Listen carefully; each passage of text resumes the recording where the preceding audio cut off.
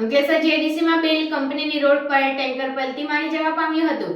સદનસીબે કોઈ જાનહાનિ સર્જાઈ ન હતી. ઘટનાના પગલે ફાયર કાફલો સ્થળ પર દોડી આવ્યો હતો. ટેન્કર ખાલી હોવાથી તંત્રએ હાશકારો અનુભવ્યો હતો. બે ક્રેનની મદદથી ટેન્કર ઉઠાવી લેતા સ્થિતિ કંટ્રોલમાં આવી હતી. અંકલેશ્વર જીઆઈડીસીમાં પુનઃ વિચિત્ર અકસ્માત સર્જાયો હતો. બેલ કંપની રોડ પર વંદના કેમિકલ કંપની નજીક આજરોજ એક ટેન્કર રોડ બાજુમાં પલટી મારી જવા પામ્યું હતું. રોડ નજીક પલટી મારી જતા રસ્તો બ્લોક થઈ ગયો હતો. ત્યારે ટેન્કરમાં રાસાયણિક તત્વ હોવાની શંકાએ સ્થાનિકો દ્વારા બીપીએમસી ફાયર વિભાગમાં જાણ કરતા ફાયર કાફલો સ્થળ પર દોડી આવ્યો હતો. જોકે ટેન્કર ખાલી હોવાનું સામે આવ્યું હતું. દરમિયાન ટેન્કર ઉઠાવતી વેળાએ અંદર આવેલા કોઈ રસાયણને લઈ હોનારત ના સર્જાય તે માટે ત્યાં ફાયર સ્ટેન્ડ બાય રાખી ટેન્કર બે ક્રેનની મદદથી ઊભું કરવામાં આવ્યું હતું.